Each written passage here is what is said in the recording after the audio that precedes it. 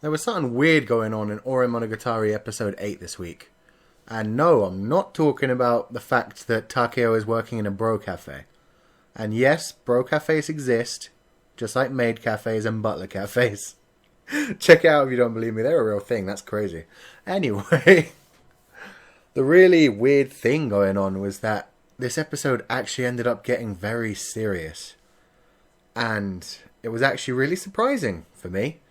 Because the whole first bunch of episodes of this anime, I was constantly thinking to myself, okay, I need to stop looking at this the way I look at normal anime. This is too bubblegum, innocent, sweet. Nothing bad will ever happen in this anime. That's what I have to get through my head. So I started trusting the anime for that. And then this week, it started to deliver the feels. Which really hits you out of nowhere when you've been working so hard to get through the idea that it's not going to be that type of anime. So yeah, really deep, annoying tactic from Ore Monogatari. Throw up this spoiler flag here and let's get into it. So this episode was really all about Suna. And it does, like, this anime seems to have episodes that are about certain characters. This week was definitely Suna's. He was being very quiet with Takeo. Takeo straight away knew something was up, but he kept ignoring it and just listening to the fact that Suna said he was fine.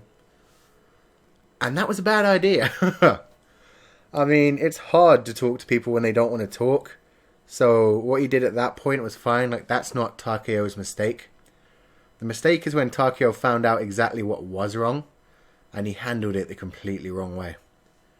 He found out that Suna's dad is in hospital and is going to go through a surgery the same day as Yamato's birthday, when Takeo planned to have this amazing date with her. And Tsunekawa wants Takeo to go on the date with Yamato. He helped plan the whole thing. He was fine with the whole thing. But at the same time, that was Takeo's mistake. Like, straight away, there shouldn't have been any other question of it. He should have said, I can't go on the date with Yamato. I'm going with you to the hospital. Simply because, no matter what, there's no way Tsunekawa was going to say anything other than, I don't want you there. And him saying it wouldn't help at all to have Takeo be there, he probably actually thinks that because he doesn't want to ruin Takeo's date. Takeo being happy has always been Tsunekawa's happiness. And so he doesn't want to hold back his friend. But at the same time, if this anime gets really, really serious next week and Tsunekawa's dad actually dies during the surgery, he is going to be absolutely devastated. His uncle won't even slightly be able to help him. The only person who might be able to have any effect on him would be Takeo. And so Takeo should not have done what he did. I mean, I'm hoping next week when they go on their date, Takeo will end up feeling bad halfway through and confessing to Yamato what happened anyway. And then they'll end up going to Suna and cheering him up. And that would be great. So yeah, I just needed to get that out of my chest. Because I mean, Takeo's a man. He should understand that men always try to act super strong and serious and pretend they don't need help even when they do. So he should have gotten that. But apparently he didn't. So, that's that out of the way. Everything else, well, even that was great. But I mean, it was emotional. And I didn't expect it from this anime. But it was still great. Yeah. And this episode was amazing. The comedy was on point as usual.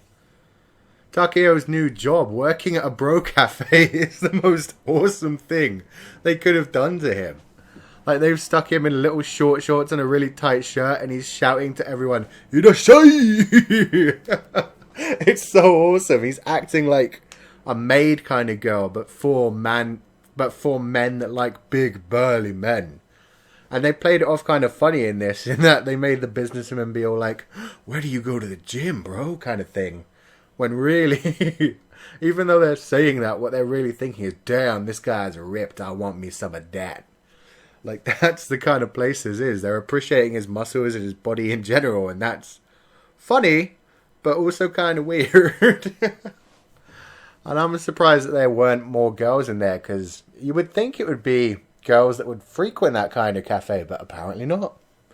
Apparently it's still old Japanese businessmen. Oh man, still. incredible episode. There was so much more comedy. There was so much cuteness. And as usual, Suna was just being the best bro in the world. He helped him plan out the whole date. He took down all the information and stuff while Takeo fell asleep. It was incredible. And you found out in this episode just how serious and to himself Suna gets when he's depressed. Like, he's been so depressed and lost throughout this whole episode. He's by himself in the house. His dad's in hospital. And he can't really do anything, but he hasn't asked anyone for help. He's just pretending everything's okay.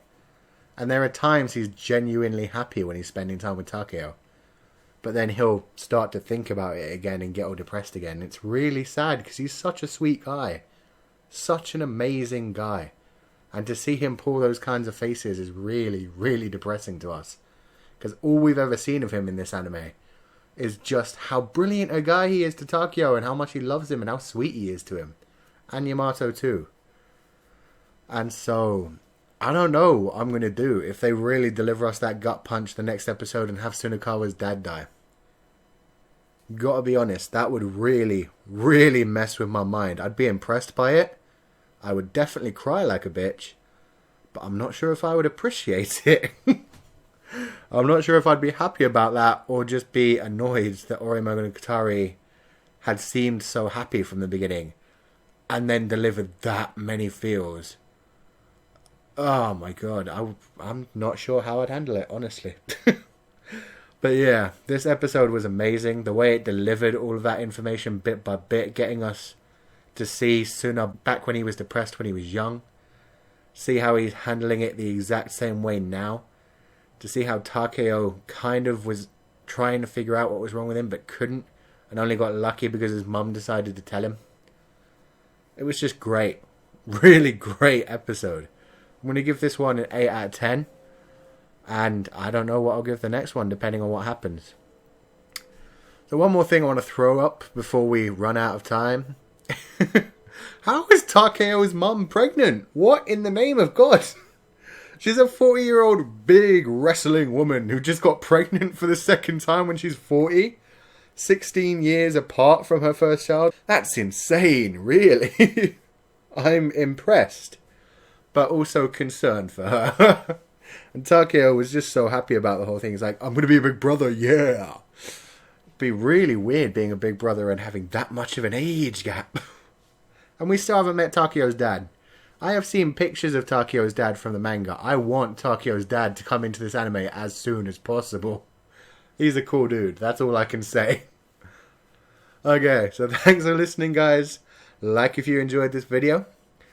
Definitely leave me a comment. Let me know what you thought, especially about poor Suna, and if you think the anime will get that serious in the next episode. I'd love to hear what you guys think, because I'm going to need some mental preparation if you guys think it will actually get that serious. Subscribe if you haven't to see more anime reviews, and I will see you guys next time.